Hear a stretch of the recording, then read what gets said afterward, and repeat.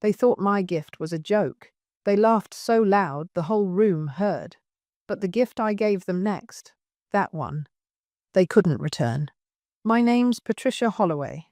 I'm 68 years old, a retired school librarian, and for the past 6 years, I've let my son and his wife live in the house my late husband and I built together, rent-free. I told myself it was temporary, just until they got back on their feet.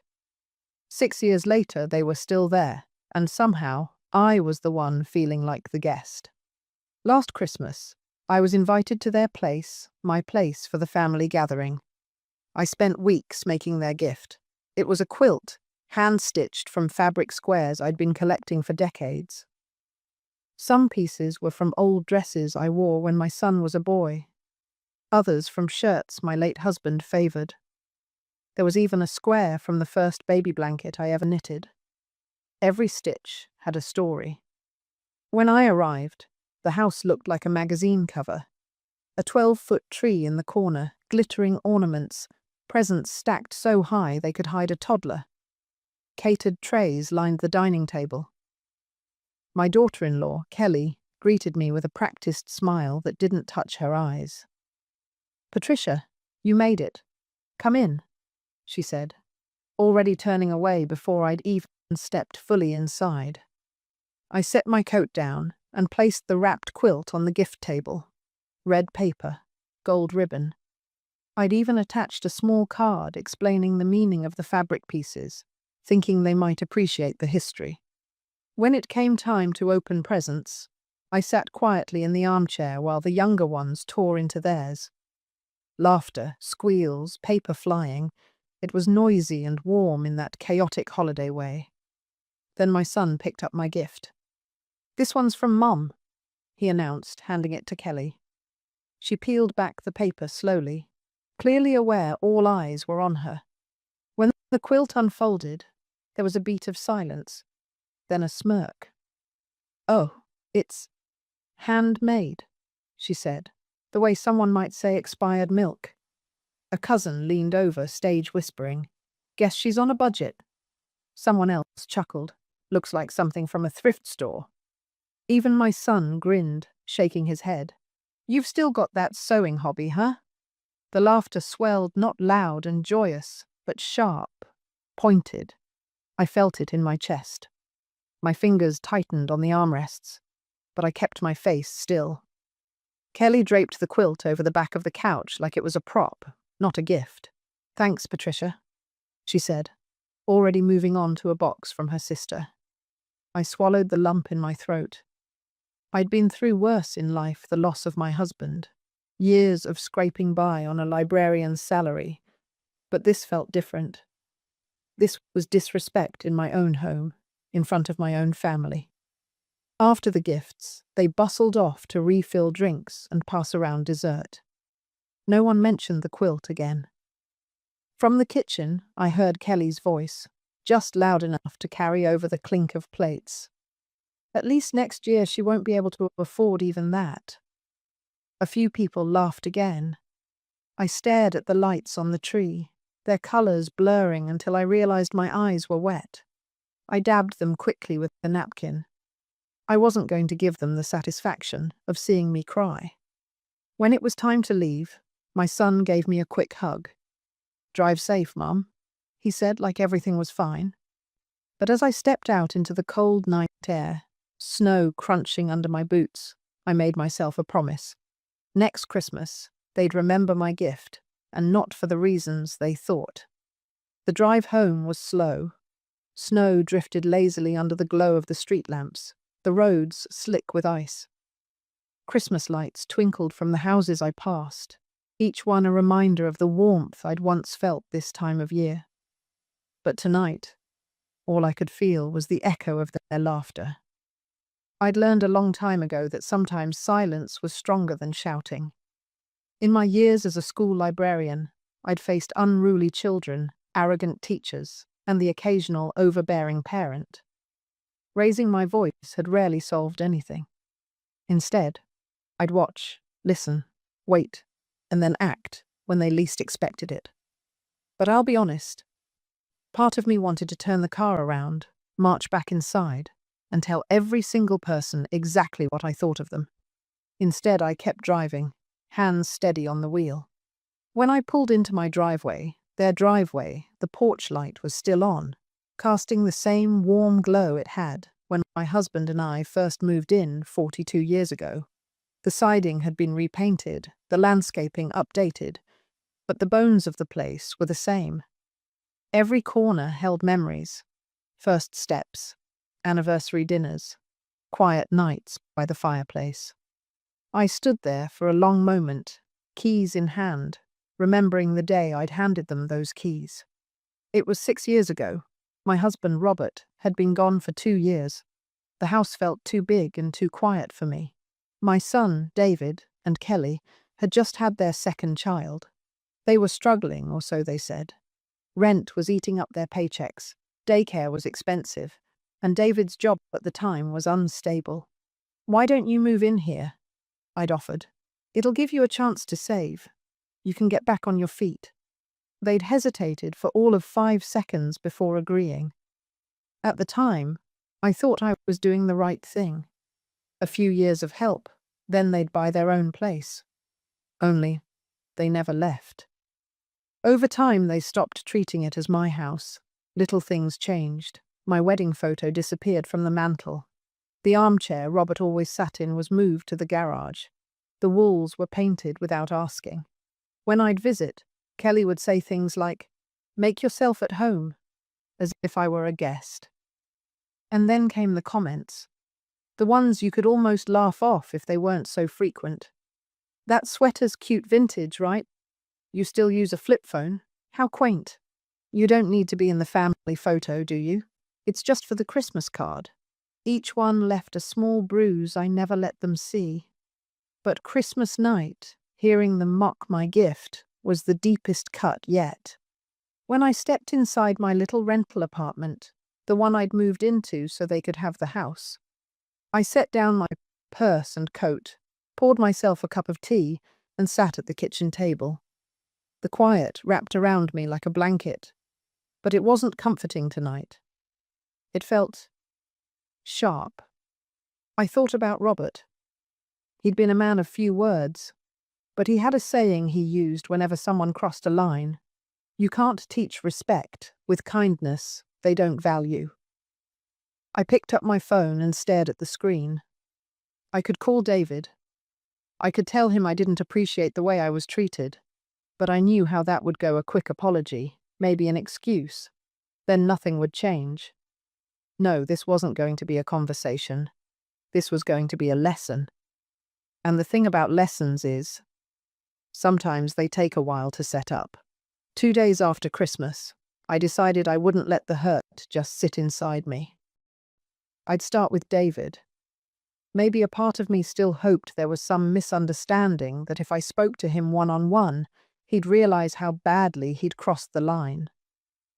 The morning was crisp and pale, frost still clinging to the branches. I called ahead and told him I was coming by. He sounded distracted, like he had better things to do. When I arrived, Kelly's SUV was gone, just David's old truck in the driveway. He opened the door in sweatpants, holding a coffee mug. "Hey, Mom," he said flatly, stepping aside. "Come in." I walked through the front hallway, the hallway painted a soft cream years ago, now a trendy grey. My eyes landed on the bare spot above the console table, where Robert's clock used to hang. Gone. We sat in the living room. I took the armchair, the only original piece of furniture left from my time here.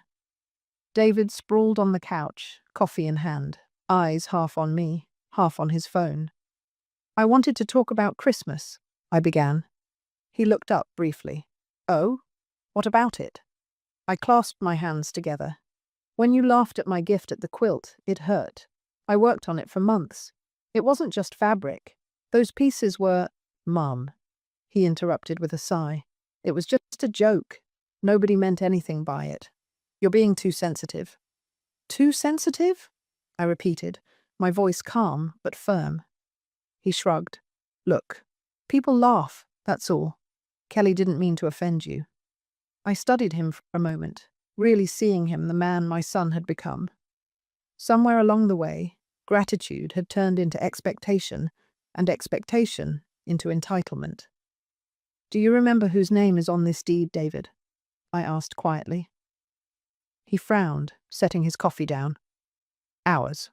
Well, yours, technically, but we've been here for years. It's basically ours now."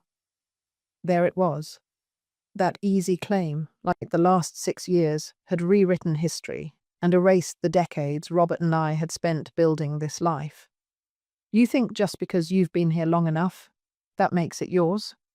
He leaned back, smirking a little. "Kind of, yeah.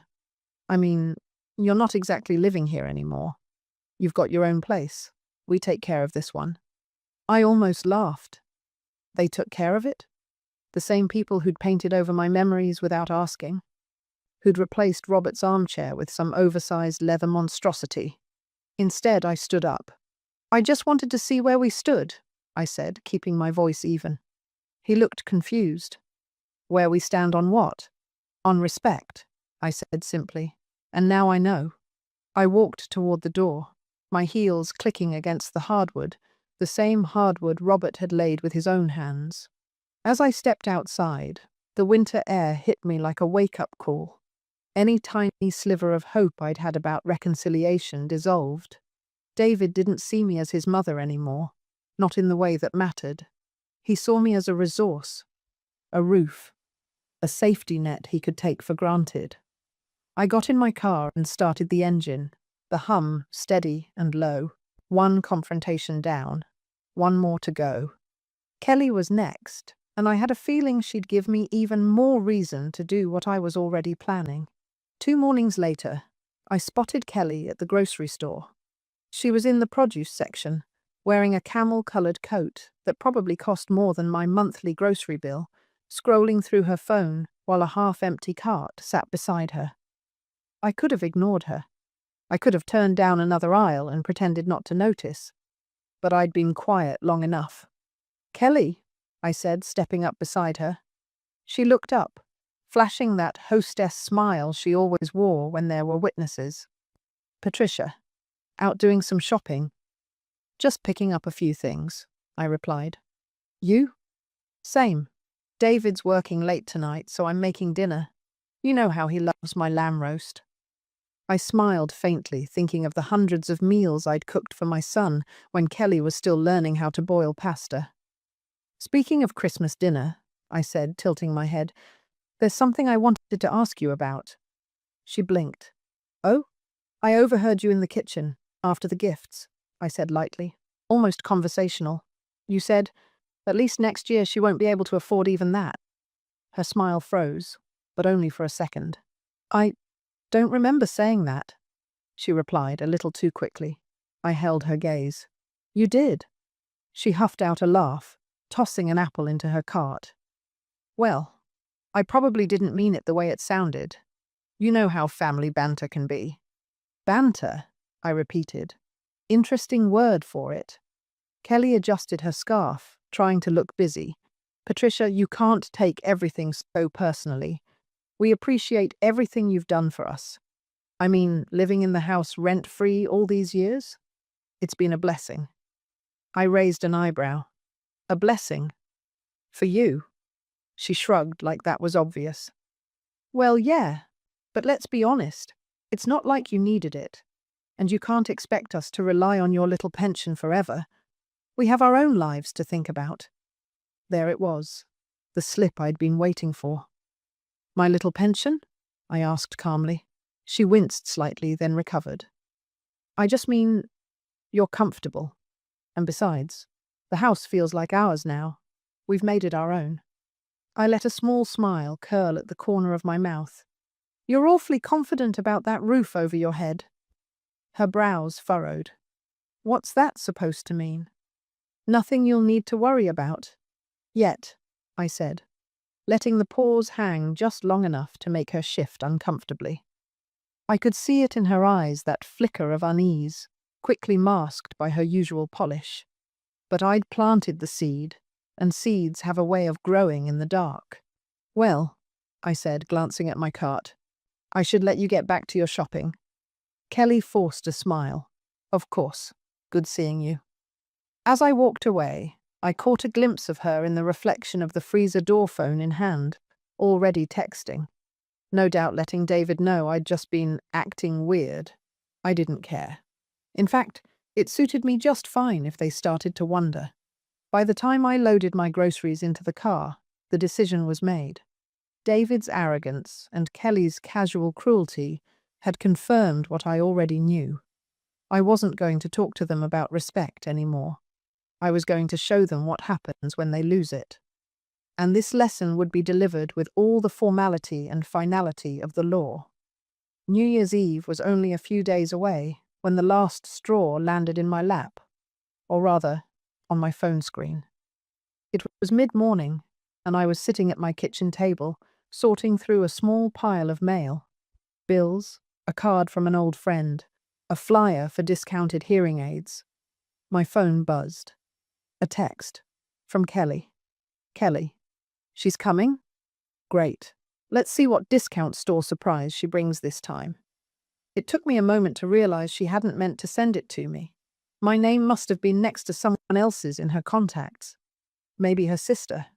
Maybe one of her friends who'd been at Christmas dinner. I read it twice, each word sinking in like a stone. Discount store surprise. The quilt I'd made wasn't just mocked in the moment they were still talking about it days later. I didn't respond. I didn't need to. Some things are better answered in action. I set the phone down and reached for my tea, but my hand stopped halfway. No. Enough tea. Enough swallowing my pride. This was the moment Robert's voice came back to me, clear as a bell. You can't teach respect with kindness they don't value. I pulled my old address book from the drawer, flipping through the pages until I found the number I needed. James Turner, my lawyer. He'd been Robert's friend for years, and he knew the history of the house better than anyone. Patricia, he said warmly when he picked up. Haven't heard from you in a while. I need to start the eviction process, I told him, my voice steady, for my son and his wife. There was a pause. You're sure? Very sure, I said. They've lived there rent-free for 6 years. I let them move in to get back on their feet. Instead, they've replaced me in my own home and humiliated me in front of family. He didn't need more details. All right, I'll prepare the paperwork. Do you want to serve them yourself or have the sheriff deliver it? I thought for a moment. I'll do it. Consider it a gift. We arranged to meet the next morning at his office. When I hung up, I felt lighter. Not happy, not yet, but lighter. Like I'd finally taken my hand off a wound I'd been pressing for too long. The rest of the day, I moved with quiet purpose. I pulled the deed from my safe. I gathered utility records in my name, proof of ownership, all the little documents that made this more than an emotional decision. This wasn't revenge in the heat of the moment. This was deliberate, legal, final. By evening, my phone buzzed again, another message from Kelly. This one was meant for me. Kelly. Hey, are you still coming to the New Year's thing? Just drop by if you want. Just drop by. Like an afterthought. Like the woman who gave them a home was the same as a neighbor you only invite so they won't complain about the noise. I typed back, No, I have other plans. And I did. The next morning, I sat in James's office as he slid the official eviction notice across the desk. Thick paper. Legal letterhead. The language was cold and exact. Tenant must vacate the premises within 30 days. I signed it without hesitation. Want me to put it in an envelope for you? James asked. I smiled. No, I'll wrap it myself. January 2nd was bitterly cold, the kind of day where the air bites your cheeks the moment you step outside. I'd spent the night before carefully wrapping the eviction notice in glossy red paper with a gold bow, the same combination I'd used for the quilt. Poetic symmetry. I drove up to the house slowly, my tires crunching over the icy driveway. Through the front window, I could see Kelly moving around the living room, arranging throw pillows. David was in the kitchen, leaning against the counter with a mug in hand. I rang the bell. Kelly opened the door, eyebrows lifting in surprise. "Patricia, hi. We weren't expecting you." "I know," I said pleasantly. "I just came by to drop off a belated gift." Her curiosity outweighed her caution. "Oh, well, come in." The warmth of the house hit me, carrying faint traces of cinnamon and coffee. The furniture, the decor, even the smell, all of it was theirs now. Or so they thought. David glanced over from the kitchen. "Hey, Mum, what's this?" I held out the box. "Just something I thought you'd appreciate." Kelly took it, smiling in that polite hostess way she always did when other people were watching. She set it on the coffee table and pulled at the ribbon. As the paper fell away, the mood in the room shifted. Her hands slowed. David stepped closer. Inside the box was a plain white envelope with their names written neatly on the front. Kelly opened it, pulling out the document. Her eyes skimmed the first few lines before freezing. What is this?" she stammered. David reached for it, reading aloud in a flat voice. "Notice to vacate premises. 30 days. Failure to comply." His head snapped up. "You're evicting us?" I met his eyes calmly. "Yes." Kelly's mouth opened and closed. "You can't just—" "I can," I said evenly. "My name is still on the deed. I've been more than patient. 6 years of rent-free living. 6 years of turning a blind eye to the way you've erased me from my own home. But after Christmas, after the way you laughed at my gift, and after the messages you sent about me, I've decided my kindness is better spent elsewhere." David's face was red now, his voice rising. "This is insane. We've built our lives here. The kids, I interrupted, are adaptable. They deserve to grow up knowing that respect matters, that you don't mock the hand that holds you up and expect it to keep holding you." Kelly's hands trembled as she set the papers back in the box. "This is cruel." "No," I said. "This is consequence. Cruelty is inviting someone into their own home, mocking their gift in front of everyone, and then pretending it didn't happen." The silence after that was heavy, the kind that leaves no room for argument. "You have until the end of the month," I said finally, stepping toward the door. "The notice is already filed with the court. You can't return this gift." I walked out without looking back. The cold air felt cleaner than the warmth I'd left behind. As I reached my car, I could hear their muffled voices through the door, sharp, panicked. I slid into the driver's seat and started the engine, my hands steady on the wheel. For the first time in years, I felt like the house was mine again, not because I was in it, but because they finally understood whose roof they'd been living under all this time. It didn't take long for the calls to start. By the time I'd gotten home and hung up my coat, my phone was buzzing with texts from David, then Kelly, then my sister, my niece, even an old neighbor I hadn't spoken to in years. David: "Mum, please be reasonable. We were just joking." Kelly: "You're blowing this way out of proportion." My sister: "Pat, they're family. You can't just throw them out." I didn't respond.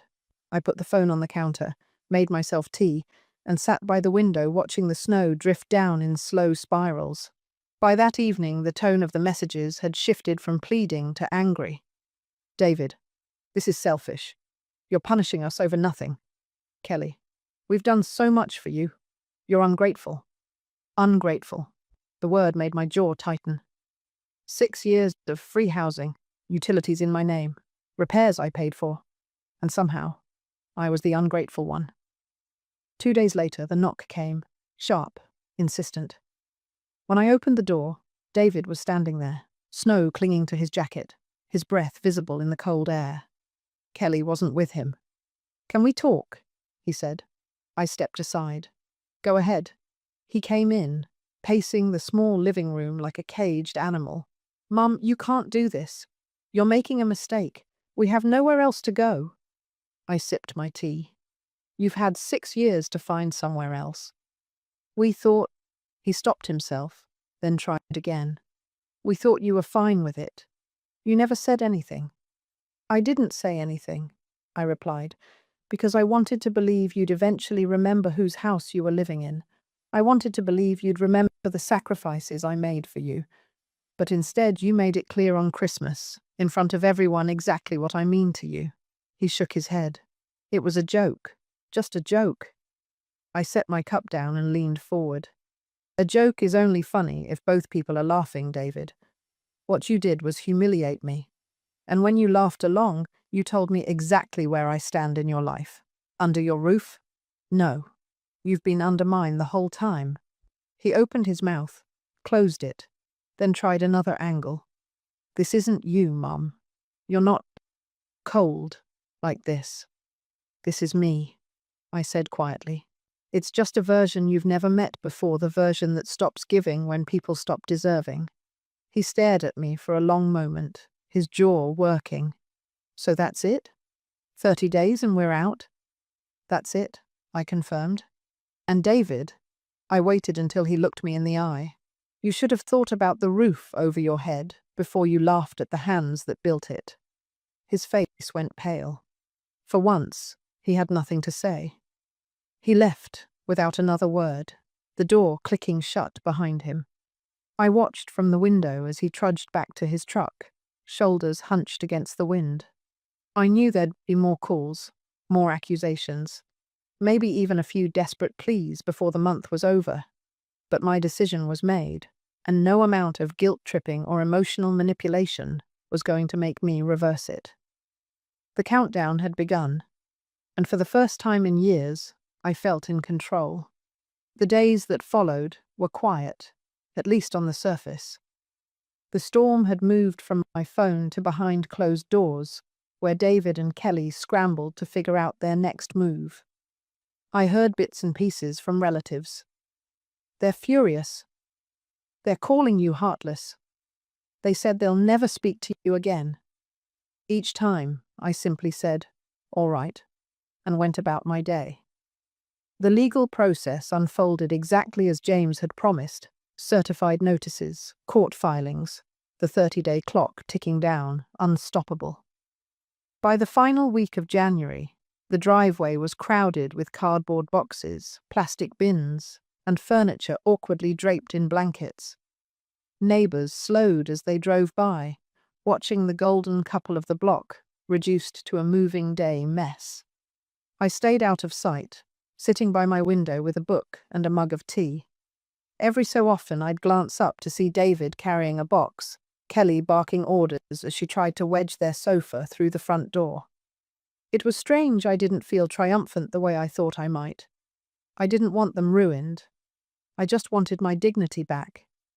And watching them work in the cold, I realized something. They would never forget this lesson, whether or not they ever admitted it to me. On the final day, David knocked, not to argue, just to hand me the keys. He didn't meet my eyes. Here, he said simply. I took them, the metal cool against my palm. Good luck, I told him. He nodded once, turned, and walked away. When the moving truck rumbled off, the silence that settled over the house was different. Not the lonely kind I'd known after Robert passed. This was a peaceful silence, a clean slate. I stepped inside. It still smelled faintly of them, the citrus cleaner Kelly favored, the cologne David wore. But beneath that was something older, more familiar. The scent of wood floors that Robert had laid himself. The faint aroma of the fireplace where we'd sat every winter. My home. Over the next few weeks, I restored small pieces of it. Robert's armchair returned to its spot by the window. Our wedding photo went back above the mantel. The quilt, my quilt, I folded neatly over the back of that chair. I didn't rush to move back in. I took my time, visiting on weekends, airing out rooms, making small repairs. I wanted the space to feel like mine again before I stayed overnight. The following Christmas, I invited a different kind of gathering. Not the glossy, magazine-perfect parties Kelly used to host, but a warm, simple dinner with people who valued me. My friend Marlene brought a casserole. My neighbor's teenage daughter came by to sing carols. Even my old colleagues from the library stopped in, bringing homemade pies. When it came time to open gifts, I pulled out the quilt. "This was meant for family," I said, my voice steady. "Last year it was laughed at. This year I want it to be received the way it was intended." Marlene unfolded it, tracing her fingers over the different squares. "Patricia," she said softly, "this is beautiful. Every piece has a story, doesn't it?" I nodded. "Every single one." They asked about each square, where the fabric came from, what it meant. They listened. They cared. And as the quilt was passed from hand to hand, I realized something. Revenge hadn't been the point. Respect had. Evicting David and Kelly didn't erase the years of slights, but it drew a line they could never cross again. It reminded them and me that kindness is a choice, not a debt, and once it's abused, you can take it back. When the night wound down, I stood at the doorway, seeing my guests off into the crisp winter night. Marlene hugged me and whispered, "You deserve this, Pat. All of it." And for the first time in years, I believed her.